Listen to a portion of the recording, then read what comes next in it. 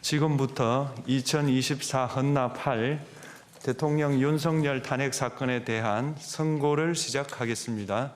먼저 적법 요건에 관하여 살펴보겠습니다. 이 사건 계엄 선포가 사법심사의 대상이 되는지에 관하여 보겠습니다. 고위공직자의 헌법 및 법률 위반으로부터 헌법 질서를 수호하고자 하는 탄핵 심판의 취지를 고려하면 이 사건 계엄 선포가 고도의 정치적 결단을 요하는 행위라 하더라도 그 헌법 및 법률 위반 여부를 심사할 수 있습니다. 국회 법사의 조사 없이 이 사건 탄핵 소추안을 의결한 점에 대하여 보겠습니다. 헌법은 국회의 소추 절차를 입법에 맡기고 있고 국회법은 법사위 조사 여부를 국회의 재량으로 규정하고 있습니다. 따라서 법사위의 조사가 없었다고 하여 탄핵 소추 의결이 부적법하다고 볼 수 없습니다. 이 사건 탄핵 소추안의 의결이 일사부재의 원칙에 위반되는지 여부에 대해서 보겠습니다. 국회법은 부결된 안건을 같은 회기 중에 다시 발의할 수 없도록 규정하고 있습니다. 피청구인에 대한 1차 탄핵소추안이 제418회 정기회 회기에 투표 불성립되었지만 이 사건 탄핵소추안은 제419회 임시회 회기 중에 발의되었으므로 일사부재의 원칙에 위반되지 않습니다. 한편 이에 대해서는 다른 회기에도 탄핵소추안의 발의 횟수를 제한하는 입법이 필요하다는 재판관 정형식의 보충 의견이 있습니다. 이 사건 계엄이 단시간 안에 해제되었고 이로 인한 피해가 발생하지 않았으므로 보호이익이 험결되었는지 여부에 대해서 보겠습니다. 이 사건 계엄이 해제되었다고 하더라도 이 사건 계엄으로 인하여 이 사건 탄핵 사유는 이미 발생하였으므로 심판의 이익이 부정된다고 볼 수 없습니다. 소추 의결서에서 내란죄 등 형법 위반 행위로 구성하였던 것을 탄핵 심판 청구 이후에 헌법 위반 행위로 포섭하여 주장한 점에 대하여 보겠습니다. 기본적 사실관계는 동일하게 유지하면서 적용 법조문을 철회, 변경하는 것은 소추 사유의 철회, 변경에 해당하지 않으므로 특별한 절차를 거치지 않더라도 허용됩니다. 피청구인은 소추 사유에 내란죄 관련 부분이 없었다면 의결 정족수를 충족하지 못하였을 것이라고 주장하지만 이는 가정적 주장에 불과하며 객관적으로 뒷받침할 만한 근거도 없습니다. 대통령의 지위를 탈취하기 위하여 탄핵 소추권을 남용하였다는 주장에 대하여 보겠습니다. 이 사건 탄핵 소추안의 의결 과정이 적법하고 피소추자의 헌법 또는 법률 위반이 일정 수준 이상 소명되었으므로 탄핵 소추권이 남용되었다고 볼 수 없습니다. 그렇다면 이 사건 탄핵 심판 청구는 적법합니다. 한편 증거법칙과 관련하여 탄핵 심판 절차에서 형사소송법상 전문 법칙을 완화하여 적용할 수 있다는 재판관 이미선, 김형두의 보충 의견과 탄핵 심판 절차에서 앞으로는 전문 법칙을 보다 엄격하게 적용할 필요가 있다는 재판관 김복형, 조한창의 보충 의견이 있습니다. 다음으로 피청구인이 직무집행에 있어 헌법이나 법률을 위반하였는지 피청구인의 법 위반 행위가 피청구인을 파면할 만큼 중대한 것인지에 관하여 살펴보겠습니다. 우선 소추 사유별로 살펴보겠습니다. 1. 이 사건 계엄 선포에 관하여 보겠습니다. 헌법 및 계엄법에 따르면 비상계엄 선포의 실체적 요건 중 하나는 전시, 사변 또는 이에 준하는 국가 비상사태로 저가 교전 상태에 있거나 사회 질서가 극도로 교란되어 행정 및 사법 기능의 수행이 현저히 곤란한 상황이 현실적으로 발생하여야 한다는 것입니다. 피청구인은 야당이 다수 의석을 차지한 국회의 이례적인 탄핵소추 추진, 일방적인 입법권 행사 및 예산 삭감 시도 등의 전횡으로 인하여 위와 같은 중대한 위기사항이 발생하였다고 주장합니다. 피청구인의 취임 후 이 사건 계엄 선포 전까지 국회는 행안부 장관, 검사, 방통위위원장, 감사원장 등에 대하여 총 22건의 탄핵소추안을 발의하였습니다. 이는 국회가 탄핵소추 사유의 위헌, 위법성에 대해 숙고하지 않은 채 법 위반의 의혹에만 근거하여 탄핵심판 제도를 정부에 대한 정치적 압박 수단으로 이용하였다는 우려를 낳았습니다. 그러나 이 사건 계엄 선포 당시에는 검사 1인 및 방통위위원장에 대한 탄핵 심판 절차만이 진행 중이었습니다. 피청구인이 야당이 일방적으로 통과시켜 문제가 있다고 주장하는 법률안들은 피청구인이 제의를 요구하거나 공포를 보류하여 그 효력이 발생되지 않은 상태였습니다.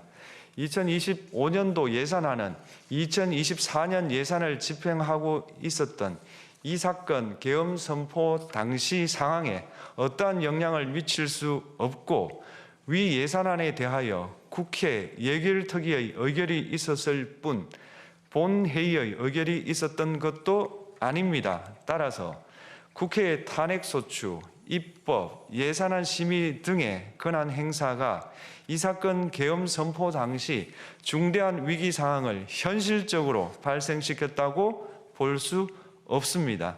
국회의 권한 행사가 위법, 부당하더라도 헌법재판소의 탄핵 심판, 피청구인의 법률안 제의 요구 등 평상시 권력 행사 방법으로 대처할 수 있으므로 국가 긴급권의 행사를 정당화할 수 없습니다. 피청구인은 부정선거 의혹을 해소하기 위하여 이 사건 계엄을 선포하였다고도 주장합니다. 그러나 어떠한 의혹이 있다는 것만으로 중대한 위기 상황이 현실적으로 발생하였다고 볼 수는 없습니다. 또한 중앙선관위는 제22대 국회의원 선거 전에 보안 취약점에 대하여 대부분 조치하였다고 발표하였으며 사전, 우편, 투표함, 보관장소, CCTV 영상을 24시간 공개하고 개표 과정에 수검표 제도를 도입하는 등의 대책을 마련하였다는 점에서도 피청구인의 주장은 타당하다고 볼 수 없습니다. 결국 피청구인이 주장하는 사정을 모두 고려하더라도 피청구인의 판단을 객관적으로 정당화할 수 있을 정도의 위기 상황이 이 사건 계엄 선포 당시 존재하였다고 볼 수 없습니다. 헌법과 계엄법은 비상계엄 선포의 실체적 요건으로 병력으로서 군사상의 필요에 응하거나 공공의 안정질서를 유지할 필요와 목적이 있을 것을 요구하고 있습니다. 그런데 피청구인이 주장하는 국회의 권한 행사로 인한 국정마비 상태나 부정선거 의혹은 정치적, 제도적, 사법적 수단을 통하여 해결하여야 할 문제이지 병력을 동원하여 해결할 수 있는 것이 아닙니다. 피청구인은 이 사건 계엄이 야당의 전횡과 국정위기 상황을 국민에게 알리기 위한 경고성 계엄 또는 호소형 계엄이라고 주장하지만 이는 계엄법이 정한 계엄 선포의 목적이 아닙니다. 또한 피청구인은 계엄 선포에 그치지 아니하고 군경을 동원하여 국회의 권한 행사를 방해하는 등의 헌법 및 법률 위반 행위로 나아갔으므로 경고성 또는 호소형 계엄이라는 피청구인의 주장을 받아들일 수 없습니다. 그렇다면 이 사건 계엄 선포는 비상계엄 선포의 실체적 요건을 위반한 것입니다. 다음으로 이 사건 계엄 선포가 절차적 요건을 준수하였는지에 관하여 보겠습니다. 계엄 선포 및 계엄 사령관 임명은 국무회의의 심의를 거쳐야 합니다. 피청구인이 이 사건 계엄을 선포하기 직전에 국무총리 및 9명의 국무위원에게 계엄 선포의 취지를 간략히 설명한 사실은 인정됩니다. 그러나 피청구인은 계엄사령관 등 이 사건 계엄의 구체적인 내용을 설명하지 않았고 다른 구성원들에게 의견을 진술할 기회를 부여하지 않은 점을 고려하면 이 사건 계엄 선포에 관한 심의가 이루어졌다고 보기도 어렵습니다. 그 외에도 피청구인은 국무총리와 관계 국무위원이 비상계엄 선포문에 부서하지 않았음에도 이 사건 계엄을 선포하였고 그 시행 일시, 시행 지역 및 계엄사령관을 공고하지 않았으며 지체 없이 국회에 통고하지도 않았으므로 헌법 및 계엄법이 정한 비상계엄 선포의 절차적 요건을 위반하였습니다. 2. 국회에 대한 군경 투입에 관하여 보겠습니다. 피청구인은 국방부 장관에게 국회에 군대를 투입할 것을 지시하였습니다. 이에 군인들은 헬기 등을 이용하여 국회 경내로 진입하였고 일부는 유리창을 깨고 본관 내부로 들어가기도 하였습니다. 피청구인은 육군 특수전 사령관 등에게 의결 정족수가 채워지지 않은 것 같으니 문을 부수고 들어가서 안에 있는 인원들을 끄집어내라는 등의 지시를 하였습니다. 또한 피청구인은 경찰청장에게 계엄사령관을 통하여 이 사건 포고령의 내용을 알려주고 직접 6차례 전화를 하기도 하였습니다. 이에 경찰청장은 국회 출입을 전면 차단하도록 하였습니다. 이로 인하여 국회로 모이고 있던 국회의원들 중 일부는 담장을 넘어가야 했거나 아예 들어가지 못하였습니다. 한편 국방부 장관은 필요시 체포할 목적으로 국군 방첩사령관에게 국회의장, 각 정당 대표 등 14명의 위치를 확인하라고 지시하였습니다. 피청구인은 국가정보원 1차장에게 전화하여 국군 방첩사령부를 지원하라고 하였고 국군 방첩사령관은 국가정보원 1차장에게 위 사람들에 대한 위치 확인을 요청하였습니다. 이와 같이 피청구인은 군경을 투입하여 국회의원의 국회 출입을 통제하는 한편 이들을 끌어내라고 지시함으로써 국회의 권한 행사를 방해하였으므로 국회에 계엄 해제 요구권을 부여한 헌법 조항을 위반하였고 국회의원의 심의 표결권, 불체포 특권을 침해하였습니다. 또한 각 정당의 대표 등에 대한 위치 확인 시도에 관여함으로써 정당 활동의 자유를 침해하였습니다. 피청구인은 국회의 권한 행사를 막는 등 정치적 목적으로 병력을 투입함으로써 국가 안전보장과 국토방위를 사명으로 하여 나라를 위해 봉사하여 온 군인들이 일반 시민들과 대치하도록 만들었습니다. 이에 피청구인은 국군의 정치적 중립성을 침해하고 헌법에 따른 국군 통수 의무를 위반하였습니다. 3. 이 사건 포고령 발령에 관하여 보겠습니다. 피청구인은 이 사건 포고령을 통하여 국회, 지방의회, 정당의 활동을 금지함으로써 국회에 계엄 해제 요구권을 부여한 헌법조항, 정당 제도를 규정한 헌법조항, 대의민주주의 권력분리 원칙을 위반하였습니다. 비상계엄 하에서 기본권을 제한하기 위한 요건을 정한 헌법 및 계엄법 조항, 영장주의를 위반하여 국민의 정치적 기본권, 단체 행동권, 직업의 자유를 침해하였습니다. 4. 중앙선관위에 대한 압수수색에 관하여 보겠습니다. 피청구인은 국방부 장관에게 병력을 동원하여 선관위의 전산 시스템을 점검하라고 지시하였습니다. 이에 따라 중앙선관위 청사에 투입된 병력은 출입 통제를 하면서 당직자들의 휴대전화를 압수하고 전산 시스템을 촬영하였습니다. 이는 선관위에 대하여 영장 없이 압수수색을 하도록 하여 영장주의를 위반한 것이자 선관위의 독립성을 침해한 것입니다. 5. 법조인에 대한 위치 확인 시도에 관하여 보겠습니다. 앞서 말씀드린 바와 같이 피청구인은 필요시 체포할 목적으로 행해진 위치 확인 시도에 관여하였는데 그 대상에는 퇴임한 지 얼마 되지 않은 전 대법원장 및 전 대법관도 포함되어 있었습니다. 이는 현직 법관들로 하여금 언제든지 행정부에 의한 체포 대상이 될 수 있다는 압력을 받게 함으로 사법권의 독립을 침해한 것입니다. 지금까지 살펴본 피청구인의 법 위반 행위가 피청구인을 파면할 만큼 중대한 것인지 관하여 보겠습니다. 피청구인은 국회와의 대립상황을 타개할 목적으로 이 사건 계엄을 선포한 후 군경을 투입시켜 국회의 헌법상 권한 행사를 방해함으로써 국민 주권주의 및 민주주의를 부정하고 병력을 투입시켜 중앙선관위를 압수수색하도록 하는 등 헌법이 정한 통치구조를 무시하였으며 이 사건 포고령을 발령함으로써 국민의 기본권을 광범위하게 침해하였습니다.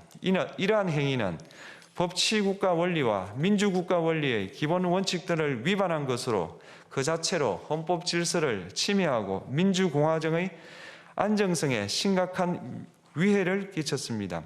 한편 국회가 신속하게 비상계엄 해제 요구를 결의할 수 있었던 것은 시민들의 저항과 군경의 소극적인 임무 수행 덕분이었으므로 이는 피청구인의 법 위반에 대한 중대성 판단에 영향을 미치지 않습니다.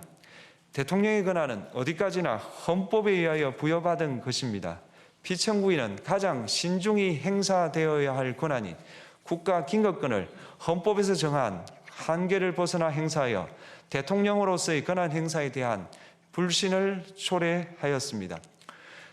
피청구인이 취임한 이래 야당이 주도하고 이례적으로 많은 탄핵 소추로 인하여 여러 고위공직자의 권한 행사가 탄핵 심판 중 정지되었습니다. 2025년도 예산안에 관하여 헌정사상 최초로 국회 예산결산특별위원회에서 정액 없이 감액에 대해서만 야당 단독으로 의결하였습니다. 피청구인이 수립한 주요 정책들은 야당의 반대로 시행될 수 없었고 야당은 정부가 반대하는 법률안들을 일방적으로 통과시켜 피청구인의 제의 요구와 국회의 법률안 의결이 반복되기도 하였습니다. 그 과정에서 피청구인은 야당의 전횡으로 국정이 마비되고 국익이 현저히 저해되어 가고 있다고 인식하여 이를 어떻게든 타개하여야만 한다는 막중한 책임감을 느끼게 되었을 것으로 보입니다. 피청구인이 국회의 권한 행사가 권력 남용이라거나 국정 마비를 초래하는 행위라고 판단한 것은 정치적으로 존중되어야 합니다. 그러나 피청구인과 국회 사이에 발생한 대립은 일방의 책임에 속한다고 보기 어렵고 이는 민주주의 원리에 따라 해소되어야 할 정치의 문제입니다. 이에 관한 정치적 견해의 표명이나 공적 의사결정은 헌법상 보장되는 민주주의와 조화될 수 있는 범위에서 이루어져야 합니다. 국회는 소수 의견을 존중하고 정부와의 관계에서 관용 그리고 자제를 전제로 대화와 타협을 통하여 결론을 도출하도록 노력하였어야 합니다. 피청구인 역시 국회의 대표인 국회를 협치의 대상으로 존중하였어야 합니다. 그럼에도 불구하고 피청구인은 국회를 배제의 대상으로 삼았는데 이는 민주정치의 전제를 허무는 것으로 민주주의와 조화된다고 보기 어렵습니다. 피청구인은 국회의 권한 행사가 다수의 횡포라고 판단했다 하더라도 헌법이 예정한 자구책을 통해 견제와 균형이 실현될 수 있도록 하였어야 합니다. 피청구인은 취임한 때로부터 약 2년 후에 치러진 국회의원 선거에서 피청구인이 국정을 주도하도록 국민을 설득할 기회가 있었습니다. 그 결과가 피청구인의 의도에 부합하지 않더라도 야당을 지지한 국민의 의사를 배제하려는 시도를 하여서는 안 되었습니다. 그럼에도 불구하고 피청구인은 헌법과 법률을 위반하여 이 사건 계엄을 선포함으로써 국가 긴급권 남용의 역사를 재현하여 국민을 충격에 빠뜨리고 사회, 경제, 정치, 외교 전반 전 분야의 혼란을 야기하였습니다. 국민 모두의 대통령으로서 자신을 지지하는 국민을 초월하여 사회 공동체를 통합시켜야 할 책무를 위반하였습니다.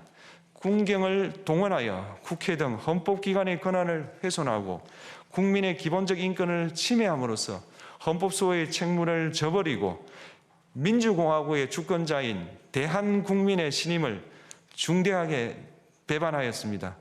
결국 피청구인의 위법 행위는 국민의 신임을 배반한 것으로 헌법소의 관점에서 용납될 수 없는 중대한 법 위반 행위에 해당합니다.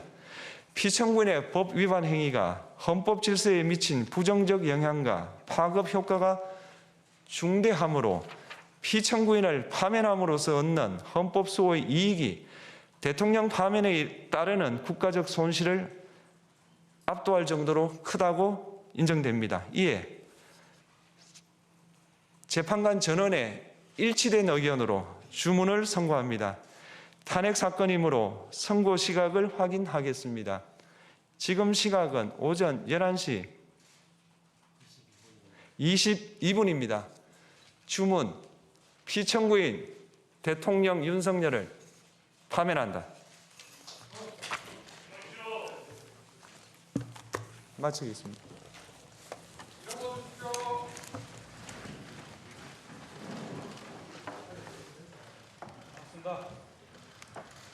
고맙습니다.